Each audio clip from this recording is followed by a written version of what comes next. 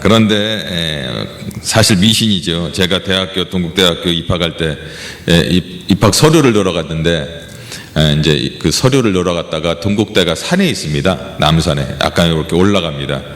거기에서 겨울이니까 입학서를 넣으러 갔다가 겨울에 거기에서 미끄러져 갖고 20m를 대굴대굴 진짜 원선으로 갔는데 거기서 미끄러져 갖고 대굴대굴 굴렀어요. 속으로 떨어졌겠다 생각했는데 그렇지 않더라고요. 그 미신에 우리가 붙잡혀서 살 때도 많이 있었습니다. 그래서 뭔가 좀 권사님들도 이사 갈 때 교회 직분자이면서도 옛날에는 연탄불을 끄지 않고 이렇게 연탄불을 들고 이사를 갔다 뭐 그런 얘기도 많이 듣곤 합니다. 제가 중학교 1학년 때는 공부를 좀 제법 했습니다. 정규에서 한 10등 안에 들었으니까 그래도 곧잘 했죠. 중학교 2학년 올라가자 좀 친구를 좀 만났는데 친구가 약간 좀 이렇게 약간 비행 청소년이라고 할까요? 친구를 만나서 갔는데 친구가 멋있어 보여. 하여튼 뭐 놀고 그러는 게 멋있어 보여서 같이 따라다니니까 성적이 점점 떨어지더라고요. 그래도 중학교 2학년 때까지는 그래도 기본 실력이 있으니까 어느 정도 버텼는데 중3 되니까 날개 잃은 천사처럼 완전히 그냥 쭉쭉쭉쭉 떨어지는데 이렇게 떨어질 수가 있나. 그래도 꼴찌는 안 해봤습니다. 참 희한한 것은 꼴찌하는 친구 참 걔는 꼴찌 이렇게 맡아서 하는지 모르겠어요.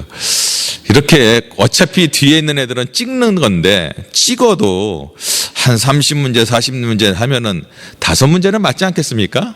1번만 쭉 써도 5문제는 맞을 텐데 어떻게 찍는지 5점 하나 맞기도 하고 2개 맞기도 하고 참 그런 친구가 있어요. 그런 친구에게는 선생님이 얘기를 안 합니다. 사람같이 안 보이니까 얘기도 안 해요. 아무튼 점수는 5점이지만 정답을 요리조리 피해가는 그런 어떤 실력은 거의 95점에 가깝다. 거의 무슨 뭐 천재 수준이다라고 생각을 해봅니다. 그런 5점밖에 받지 못한 친구 마음은 어땠을까? 얼마나 괴로웠을까? 지금 뭐 여기 있는 분들은 제가 알기로는 90점에서 100점 다 맞으셨으리라 생각하지만 혹시 남모르게 또 뭐 한 10점, 20점도 맞은 분도 있을지도 모릅니다. 우리는 학교를 다니면서 무수한 시험을 치렀습니다. 그렇다면 선생님들은 왜 우리에게 이렇게 시험을 치르게 하셨을까? 선생님이 학생들을 상대로 스트레스를 풀려고 시험을 치렀을까? 아니면 무슨 뭐 화장실 청소 이런 것들을 하려고 시험을 치렀을까? 아니면은 많은 사람들 앞에서 창피를 주려고 시험을 치렀을까? 제가 고등학교 다닐 때 선생님 중에서 2분류의 선생님이 있습니다. 한 분류의 선생님은요, 시험 날짜와 시험 어떤 범위를 알려줘요. 그래서 여기서 시험을 볼 테니까 여기서 공부하면 된다. 얼마나 마음에 안정감이 있습니까? 그리고 시험도 아주 좀 쉽게 내서 조금만 공부하고 그러면은 시험을 잘 맞을 수 있도록 내는 선생님입니다. 그렇게 하다 보면은요, 거기 그 과목에 흥미를 갖게 돼요. 그래서 선생님도 좋아지게 되고 그러다 보니까 그 과목에 흥미도 갖게 돼서 점수가 높아집니다. 그런가 하면 어떤 선생님은 불시에 시험을 치르는 선생님이 있습니다. 학생들이 말을 안 듣거나 아니면 부부싸움을 할 것 같거나 아니면 뭐 하여튼 집안에 문제가 있으면은 뜨거워하고 집어넣어. 그러고 나서 시험을 뭐 시험지 같은 거 종이 같은 거 내놔주고 시험을 봅니다. 시험 문제도 그렇게 내는 선생님은 너무나 어려워요. 그래갖고 뭐 상위 한 몇몇만 맞지 그 나머지는 그거 다 맞힐 수가 없고 너무나 어렵습니다. 선생님의 기대에 부응하는 점수가 나올 수가 없어요. 그러면 선생님은 한 명씩 불러내서 얘기합니다. 너는 이따구로 공부하냐? 그러면서 때리기 시작하는 거죠. 때릴 때 옛날 선생님도 어떻게 때렸습니까? 지금은 안 그러지만 옛날에는 그냥 귀시자 되기를 그냥 여길 잡고 못 피하게 꽉 잡고 퍽퍽 때리면 푹푹 소리가 나죠. 나만 그렇게 맞았나 봐요. 전혀 안 맞으신 것 같은데 그렇게 맞기도 하고 어떤 선생님은 또 참 비인간적이에요. 이렇게 손등을 이렇게 한 다음에 자를 세워서 여기를 때립니다. 여기를 얼마나 아픈지 몰라요. 딱 어떤 선생님은 이렇게 엎드리라고 그런 다음에 바지를 항상 이렇게 잡아당겨요. 그러면 바지가 이렇게 쫙 끼잖아요. 그러면 이제 쫙 낀 상태에서 그 드럼체로 때립니다. 그러면 소리가 쫙 그걸 하면서 이 선생님이 쾌감을 느끼는 것 같아요. 스트레스가 쫙 풀리는 듯한 하여튼 그런 선생님들도 있었습니다. 그래서 그런 선생님들은요, 그런 과목은 대부분 흥미를 잃어버려서 정말 점수가 잘 안 나오고 그런 경우가 종종 있습니다. 마찬가지로 우리 신앙에도 두 종류의 시험이 있는데 하나님이 주시는 시험과 마귀가 주는 시험이 있다는 것입니다. 똑같은 시험 같지만 전혀 다르다라는 것이죠. 하나님이 주는 시험이라는 것은요, 연단이고 그리고 훈련입니다. 여러분 운동선수들이 훈련하는 이유가 무엇입니까? 훈련 과정을 마치면 좋은 성적을 낼 수 있기 때문에 그랬습니다. 그래서 운동선수들은 시즌이 마감되면요, 그때부터 열심히 훈련에 들어가죠. 훈련에 참여하지 않은 사람들은 대부분 그 다음에 좋은 성적을 낼 수가 없습니다.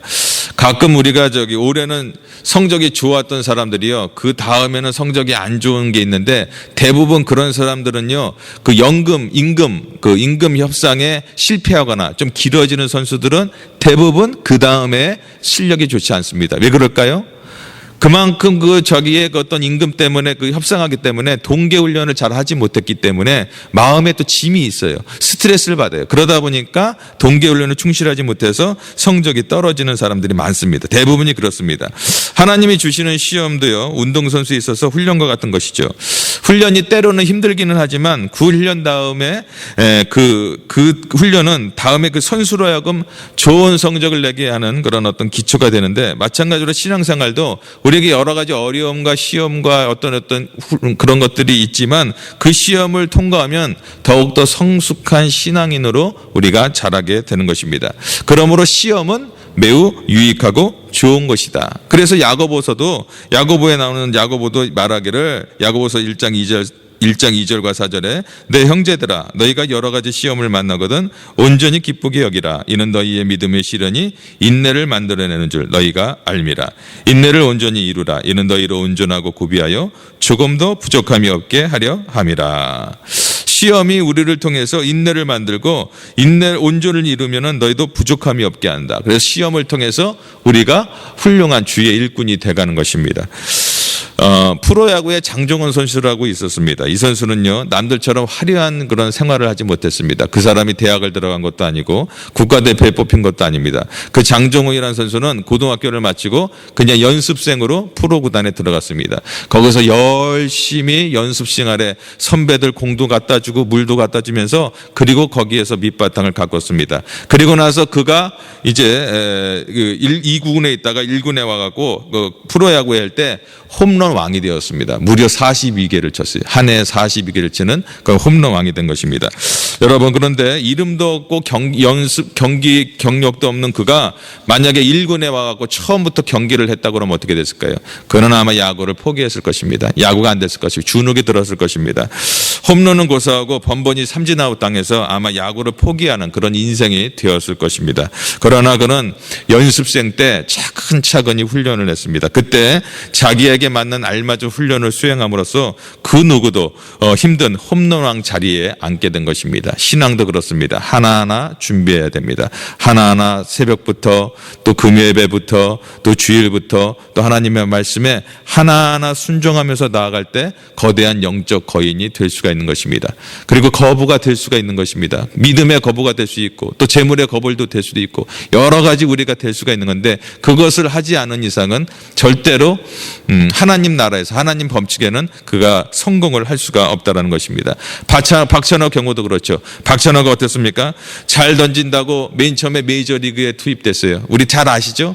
그가 그래갖고 메이저리그에 투입됐다가 완전히 그냥 부서졌습니다. 그리고 난 다음에 2년 동안 마이너리그에서 열심히 하다가 다시 훈련을 한 끝에 올라와서 지금은 메이저리그 사상 아시아에서 가장 많은 승수를 쌓은 아시아인 투수가 되었습니다. 하나님이 우리를 시험하는 방법도 이와 같아요. 처음부터 어려운 시험을 주지 않습니다. 마이너리그에서 뛰어야 될 우리를 메이저리그에 집어넣고 그 우리를 뛰게 하는 그런 잘못을 절대 범하지 않습니다. 하나님은 말씀해 보니까 뭐라고요? 감당할 시험밖에 우리에게 주지 않는다. 그러므로 우리에게 온 것은 감당할 시험밖에 없다라는 것입니다. 그래서 이 시험을 통과하는 순간 성숙하고 우리를 더욱더 그리스도의 장성한 분량에 이르게 하는 것이죠. 여러분, 아브라함이 갈대아 우르를 떠나서 나오자마자 하나님께서 한번 이런 얘기를 했다고 해보세요. 아들을 바치라. 아브라함의 이삭을 바쳐라 그랬을 때 아브라함이 갈대아 우르를 나오자마자 그렇게 할 수 있었을까요? 물론 갈대아 우르를 나올 땐 이삭이 없었습니다. 그런데 나오자마자 그렇게 했다면 저는 제가 생각할 때 절대로 이삭을 바칠 수가 없었을 것입니다. 그런데 아브라함이 이삭을 바치는 자리에 나올 수 있을까지는 것은요, 오랜 세월 동안 그가 하나님의 훈련을 잘 받았기 때문에 이삭을 바칠 수가 있었던 것입니다. 하나님이 아브라함이 여러 가지 시험을 통해서 그가 성숙한 신앙인이 될 수가 있었던 것입니다. 그래서 능히 이겨낼 만한 그런 어떤 믿음이 있었을 때 하나님께서 그에게 이삭을 바치라 할 때 그가 아브라함이 모리아산에서 아들을 바칠 수가 있었던 것입니다. 그러므로 바치면서 그를 믿음의 조상이다라는 합격증을 받았습니다.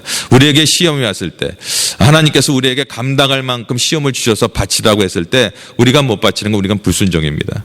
하나님께서는 절대로 감당하지 못한 시험은 주지 않는다라고 말씀하셨습니다. 우리의 믿음이 분량이 작아서가 아닙니다. 우리가 불순종했기 때문에 그런 것입니다. 야고보 선생은 이런 얘기를 들고요. 야고보서 1장 12절에 시험을 참는 자는 복이 있도다. 이것이 옳다. 인정함을 받은 후에 주께서 자기를 사랑하는 자들에게 약속하신 생명의 면류관을 얻을 것이다. 우리가 시험 과정을 잘 마치면요, 생명의 면류관을 주겠다라고 말씀하고 있습니다. 마치 공장에서 여러분 예전에는 저희 한국에서 있을 때 어릴 때는 공장에서 무슨 물건을 만들고 나면 무슨 상표가 붙었죠? 완성품이면 KS 마크. 그렇죠? 지금은 뭐가 붙죠? 품 붙네. 품? 지금은 뭐가 붙는지 모르겠어요. 어찌됐건 예전에는 KS 마크가 붙었습니다. 그러므로 KS 마크를 붙이는 것처럼 시험이란 우리가 통과할 때, 그것을 통과할 때 하나님께서 우리에게 KS 마크를 붙여주시는 것입니다. 그런데 그런 의미에서 본다면 오늘 주님께서 제자들에게 가르쳐준 기도는 좀 납득이 안 갑니다. 왜냐하면 뭐라고 기도하셨죠? 뭐라고 가르쳐 주셨죠? 시험에 들게 하지 마옵시고. 시험은 굉장히 우리에게 유익한데 왜 시험에 들게 않게 해달라고 기도할까? 예수님께서 우리가 성숙한 삶을 살기를 원하지 않는 것인가? 예수님께서 우리에게 하나님께 상 받는 것을 원치 않는 것인가? 라고 생각할 수 있지만 물론 그런 뜻은 아닙니다. 예수님께서 여기에 말씀하신 것은요, 우리를 성숙시키기 위해서 허락하신 하나님의 시험이 아니라 우리의 영혼을 파괴하기 위한 사단이 던지는 그 미끼, 유혹을 말합니다. 그런 어떤 시험에, 마귀의 시험에 들지 말라고 말하고 있는 것입니다. 낚시를 전 좋아합니다. 우리 전도사님도 낚시를 꽤 좋아하시는 것 같아요. 낚시를 잡기 위해서 고기에 미끼를 하는데 옛날에는 지렁이만 끼워도 잘 됐는데 요즘에는 지렁이가 갖고 되질 않아요. 하도 고기가 약아져갖고 지렁이에 떡밥에 하여튼 뭐 울퉁불퉁 막 색깔도 여러 가지, 고기 잡는 방법이 너무나 많고 참 맛있게 생겼어요. 인조 미끼도 보니까 지렁이처럼 얼마나 그냥 지렁이보다 더 이뻐. 하여튼 고기들이 좋아할 것 같아요. 그런데 그 물속에 다양한 것이 있지만 그 속에 무엇이 감춰져 있습니까? 바늘이 있습니다. 시퍼런 바늘이 숨어 있는 것입니다. 무서운 바늘이 감춰져 있죠. 미끼에 현혹되어서 그것을 무는 날에는요, 그날로 끝이 나는 것입니다. 사단이 우리에게 던지는 유혹이 바로 이런 미끼와 같습니다. 겉으로 보기에는 참 좋습니다. 맛있어 보입니다. 사람들마다 또 각자 좋아하는 미끼가 있어요. 사단도 굉장히 영악합니다. 어떤 사람은 권력을 좋아하는 사람은 권력의 미끼, 돈을 좋아하는 사람은 돈 미끼, 여자를 좋아하는 그런 미끼들을 툭툭툭툭 던지면 가만히 있다가 다른 미끼는 안 물어요. 근데 순간에 뭐가 내가 좋아하는 미끼가 오면 정신이 잃어갖고 그 미끼를 물고서 그만 사단의 세력에 빠져가는 우리의 영혼을 파괴하는 게 얼마나 많은지 모릅니다. 겉보기에는 좋아서 따라갔다가 우리의 영혼이 병들고 파괴되고, 그런데 우리는 그런 왜 그렇게 빠지게 되는 걸까? 야고보서의 1장 14절 15절에 보니까 오직 각 사람이 시험을 받는 것은 자기 욕심에 미혹됨이니 욕심이 잉태한 즉 죄를 낳고 죄가 장성한 즉 사망을 낳는다. 우리 가운데 욕심이 있기 때문에 그 유혹에 빠진다고 성경은 말합니다. 그래요. 우리가 유혹에 빠지는 것은요, 다른 이유 때문이 아니라 자신의 욕심, 사단이 그 욕심이 있는 걸 너무나 잘 알아요. 그래서 겉보기에는 좋은 것을 쫓고자 하는 우리의 허황된 마음이 있는 것을 알고 사단이 그런 미끼를 툭툭 던짐으로 유혹에 빠지게 하는 것입니다. 지난번에 제가 느헤미야를 새벽 시간에 계속 강해를 했는데 선지자들은요 하나님의 말씀을 받아서 대언하는 사람을 선지자라고 했습니다. 그죠? 그런데 성경에 보면 선지자도 두 가지의 선지자가 있습니다. 예레미야서를 보면은요 예레미야서를 이렇게 예레미야 선지서를 보면 하나님의 말씀을 올바르게 선포하는 선지자는 예레미야입니다. 그런데 예레미야가 유대 백성들에게 선포할 때 너희들이 얼마 남지 않았다. 너희들은 망할 것이다. 왜냐하면 하나님을 떠났기 때문에 말씀을 떠났기 때문에 유다가 멸망할 것이다. 그러므로 얼른 순종하고 돌아오라라고 말했습니다. 민족적으로 대단한 수치스러운 일이죠. 너희들이 멸망할 것이다. 너희들이 다른 나라가 와서 너희들을 식민지 삼을 것이다. 여러분 생각해 보세요. 굉장히 수치스럽죠? 우리가 들어도 그에 반해서 하냐냐라는 선지자가 있었습니다. 그런 선지자들, 드람부리의 선지자들은 유다가 결코 망하지 않을 것이다.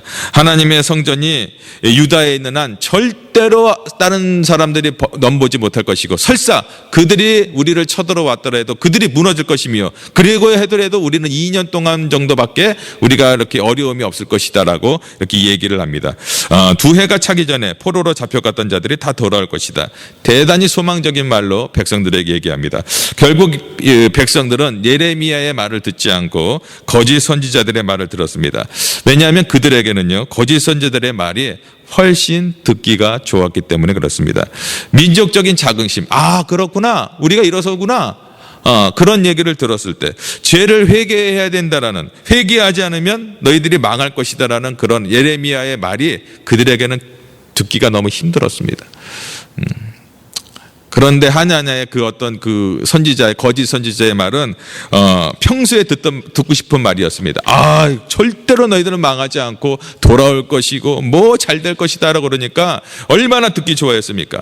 그러자 그들의 욕심에 따라 그 거짓 선지자들의 말을 따랐습니다. 그 거짓 선지자들의 말에는요 파멸케 하는, 우리의 영혼을 파멸케 하는 독소가 있는 것입니다. 마귀도 그렇습니다. 마귀도 그 거짓 선지자를 통해서 유다의 백성들을 현혹한 것입니다. 오늘 우리들의 경우도 마찬가지입니다. 이 시대에도 여러분 교회에서 회개하십시오. 우리가 이러면 안 됩니다. 마지막 때입니다. 우리가 깨어 있어야 됩니다. 별로 안 좋아합니다. 별로 정말 좋아하지 않습니다. 그러는 목회자들을 공격합니다. 오히려 공격하고 오히려 참 어렵게 하는 경우가 굉장히 많습니다. 진리의 말씀, 복음을 제대로 전하면 굉장히 듣기가 힘드니까. 하나님의 말씀은 참 좋은 말씀이지만 때로는 굉장히 어렵습니다. 힘듭니다. 이 말씀을 듣기가 쉽지가 않습니다. 그럴 때 많은 백성들이 그냥 좋아하는 말씀을 듣고 그런 진리의 말씀을 전하는 자들을 내쫓기도 하고 그리고 어려운 일을 하기도 합니다. 오늘 우리도 마찬가지. 우리의 욕심을 착각하는 요소들, 어떤 사람은 돈에 대한 욕심이 있고 어떤 사람들은 건강에 대한, 어떤 사람들은 자식에 대한, 어떤 사람은 자존심에 대한, 어떤 사람은 어떤 자격지심에 대한, 사단은 그것을 우리의 미끼로 놓았습니다. 그래서 강단에서 이런 말씀이 선포되면 거기에 대해서 굉장히 정말 이렇게 힘들어하는 사람은 그걸 받아들일 수가 없습니다. 그러므로 그 미끼는, 사단이 주는 미끼는요 영혼을 변들게 하고 반드시 파멸로 이끌어가게 하는 것입니다. 하나님의 말씀은 1.1획도 정확하게 이루어진다는 걸 믿으시기 바랍니다. 아멘. 그러므로 우리가 하나님 말씀이 선포될 때 우리가 깨달아야 됩니다. 알아야 됩니다. 알고 돌아서면 그 다음부터는 축복입니다. 아멘. 주의 백성답게 살지 못하도록 여러 가지 미끼가 던져 있습니다. 신앙생활을 하지 못하는데 자꾸 비판적이심만 자꾸 쌓이게 하고 교회의 장점, 성도의 장점 이런 거는 보이지 않고 자꾸 잘못된 것만 보이게 되고 그래서 신앙을 떠나도록 마귀는 우리에게 계속적으로 유혹하고 있습니다. 떠나지 않는다면 열심을 내지 못하도록 속삭입니다. 그냥 대충 해. 괜찮아. 뭘 네가 뭐 괜찮아. 해봐야 욕먹으니까 괜찮아. 그것은 다 우리들에게 던져지는 미끼이며 유혹입니다. 오늘 예수님께서 제자들에게 시험에 들게 하지 마옵시고라고 한 것은 바로 이런 이유에서입니다. 우리는 연약해요. 유혹에 이끌려 넘어지기 쉬운 존재들입니다. 그러므로 이러한 유혹에 빠지지 않게 해달라고 우리는 기도해야 한다는 것입니다. 그래서 시험에 관한 말씀과 더불어 예수님께서 말씀하시기를 다만 악에서 구하옵소서. 아멘. 시험에 들지 않게, 악에서, 사단의 세력에서. 제가 며칠 전에 미랄교회 다녀왔다고 그랬죠. 양춘길 목사님, 그 필그림교회 강사 목사님이 오셨는데 설교를 토요일 날 하는데 얼마나 쉬운 설교를 하는지 그러시면서 그래요. 제 설교가 참 쉽죠? 다 아는 설교예요. 다 아는 거예요. 근데 왜 할까요? 이 쉬운 설교가 머리로만 알고 마음에 들어있지라면 아무것도 아니에요. 하나님 말씀은 계속 반복되는 거예요. 쉽지만 쉽다고 무시하지 마시고 잘 들으십시오. 그러면서 말씀하시는데 그 미랄교회 노승환 목사님도 올라오셔서 그러더라고요. 막 적는데 정말 정말 아는 얘기만 너무 쉬운 얘기를 아는 얘기만 하셨는데 어쩌면 이렇게 쉬운 얘기를 아는 얘기를 또 새롭게 하는 것처럼 얘기하시는지 대단한 능력을 가지셨다고 말씀하시더라고요. 제가 오늘 말씀을 준비하면서 참 쉽습니다. 여러분들 뭐 신앙생활 10년 20년 다 하셨는데 이런 어떤 쉬운 게 다 있지. 그러나 다시 한번 정말 이 쉬운 것들도 우리가 리마인드하기 바랍니다. 내가 정말 그렇게 살고 있는가? 내가 정말 마귀의 유혹에 사단의 유혹에 정말 시험에 들지 않고 살아가고 있는가? 한번 생각해 보기 원합니다. 여러분, 악한 세력은요 우리에게 돈도 주고 명예도 주고 성공도 줍니다. 여러분, 주님만 주는 게 아닙니다. 마귀들도 돈 줘요. 믿지 않는 사람들이 우리보다 부자가 얼마나 많은 줄 아세요? 안 그렇습니까? 제 말이 틀렸습니까? 얼굴 보면 제 말이 틀린 것 같아요. 제 말이 틀렸습니까? 아니죠. 삼성 이건희 회장 믿지 않는 사람이에요. 현대 가도 믿지 않는 사람들 더 많습니다. 재벌들 믿지 않는 사람 더 많습니다. 우리 주위를 한번 보면 그렇습니다. 약한 세력이 근데 믿는 사람들에게도 돈도 주고 명예도 주고 성공도 주는 이유, 이 세상 사람들이니까 악한 세력들이 악한 마귀가 그렇게 하는 건요 세상 말로 키워서 잡아먹으려는 속셈입니다. 쉬운 예로 시골에서 닭 키우는 분들이 있을 거예요. 닭 키우면요 모이를 줘요. 많이 줘요. 왜 그러죠? 줘서 먹이 줘서 잡아먹으려고 주는 겁니다. 여러분, 농촌 프로그램을 간혹가다 보면요 특이한 사료 먹이는 그런 농가가 있습니다. 그런데 어떤 돼지에게 뭘 주고 뭘 이렇게 특이한 걸 줬더니 그 농부들이 그걸 사육한 사람들이 하는 말이 뭔지 아세요? 그런 특이한 사료를 주는 거 한결같이 말하기를 이 사료를 먹였더니 육질이 좋아졌더라. 아주 고기가 맛있고 연해졌더라. 결국 모두가 잡아먹으려고 모이를 주는 것뿐입니다. 제가 아는 목사님이 이런 얘기를 하셨는데 진짜인지 아닌지 잘 모르겠지만 중국에 갔는데 중국에는 이 웅담 쓸개집 있잖아요. 그거를 이렇게 관광객들한테 준대요. 그래서 이렇게 진짜 여기다가 호수를 꽂고 이 웅담을 이렇게 즙을 빼준대요. 이렇게 빼주는데 웅담 즙을 뺄 때는요 굉장히 고통스럽답니다. 근데 손에다가 사탕 하나 쥐어준대요. 그러면 사탕을 먹으면서 웅담즙을 빼는 거예요. 그 사탕 하나 먹으면서 웅담즙을 빼는데 그 목사님이 말씀하시면서 사단들은 우리에게 유혹을 준다. 달콤한 거, 뭐 돈, 명예, 권력, 여자 이런 걸 주면서 쓸개즙에서 이 웅담에서 다 이 쓸개즙을 빼가는 게 사탄마귀다라고 말씀하는 걸 제가 들었습니다. 여러분, 사탄마귀들 만약 여러분들이 계획했던 정말 주님을 예전보다 계획했던 일들이 척척 잘 되는데 과거보다 신앙생활에 소홀했음에도 불구하고 잘 된다, 더 잘 됐다, 그거는 사단이 주는 유혹이라는 사실을 아시기 바랍니다. 돈 많아서 좋은 것이 아니라 내 생활이 과거보다 좋아져서 나은 것이 아니라 그 가운데 사탄이 주는 것 때문에 내 영혼은 병들어가고 내 심령은 황폐화돼가는 것을 우리가 알아야 됩니다. 이것이 1년, 2년, 3년, 4년, 5년, 10년 가면요 황폐해진 것조차 몰라요. 팍팍하게 살아갑니다. 나를 잡아먹기 위한 사단의 계략이며 유혹이라는 것을 우리는 분명히 깨달아야 하는 것입니다. 그렇다면 우리가 이런 유혹에서 어떻게 승리할 수가 있는가, 어떻게 악을 이길 수가 있는가, 우리 주님께서 가르쳐 주신 기도, 시험에 들게 하지 마옵시고 다만 악에서 구하옵소서. 기도 외에는 방법이 없다는 것입니다. 기도가 이런 사단의 유혹에서 어떤 어둠의 세력에서 우리를 이기게 한다는 것입니다. 예수님께서 겟세마네 동산에 십자가에 돌아가기 전에 겟세마네 동산에서 기도할 때 베드로, 야고보, 요한을 데리고 올라갔습니다. 거기서 너희들은 잠깐 있어라, 깨어 기도해라. 그리고 기도하고 오셨습니다. 어떻게 됐죠? 잤습니다. 그러자 예수님께서 뭐라고 말씀하십니까? 한시라도 깨어 기도하지 못하겠느냐? 시험에 들지 않게 깨어 기도해라. 너희들이 자면 시험에 든다. 시험이 뭡니까? 예수님이 주는 시험에 들지 말게 깨어 있으라고 기도하는 겁니까? 아니잖아요. 사단이 주는 시험에 들지 않게 깨어 기도하라고 말하는 것입니다. 그러므로 여러분, 한시라는 것은요, 이 성경적으로 보면 이게 풀어보면 1시간, 최소한 하루에 1시간은 기도해야 우리가 깨어 있는 삶을 산다는 것입니다. 사람들은 말합니다. 아이 저 기도하세요. 그러면 제가요 아침에 눈 뜰 때부터 저녁까지 기도해요. 저는 걸어다니면서 기도합니다. 그런 기도 말고요. 여러분 그런 기도하면 무슨 기도하겠습니까? 하나님이 정말 그런 물론 늘 생활 속에서 기도도 필요하지만 1시간 최소한 무릎 꿇고 기도하는 시간을 가지라라고 말합니다. 여기에서 예수님께서 시험 들지 않는 방법 기도할 것을 당부하셨습니다. 사단의 유혹에서 우리가 어떻게 승리할 수가 있습니까? 깨어서 기도하는 것. 혹시 정말 이렇게 사는데 어려움이 있습니까? 근데 어려움이 있을 때 감사하시기 바랍니다. 하나님께서 그거는 여러분들을 잘 되기 위해서 시험이고 만약에 우리가 기도하지도 않았는데 너무 잘 돼갖고 막 이러고 있으면 그 사람은 어떡합니까? 정말 괴롭습니다. 답이 안 나옵니다.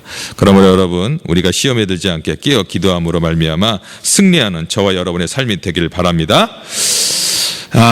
이제 인생의 시험이 계속 오죠. 참 학교 다닐 때 시험 보고 끝날 줄 알았더니 참 살면서 진짜 시험들이 더 많아요. 하루가 지나면 또 시험이고 또 시험이고 또 시험이고 신앙에도 수많은 시험이 있는데 그것을 잘 통과함으로 우리가 하나님이 주신 시험을 잘 통과함으로 성장하게 되고 또 사단이 주는 시험을 잘 우리가 분별함으로 그걸 물리침으로 우리에게 승리하는 저희들의 삶이 되어야 하는 것입니다. 아멘.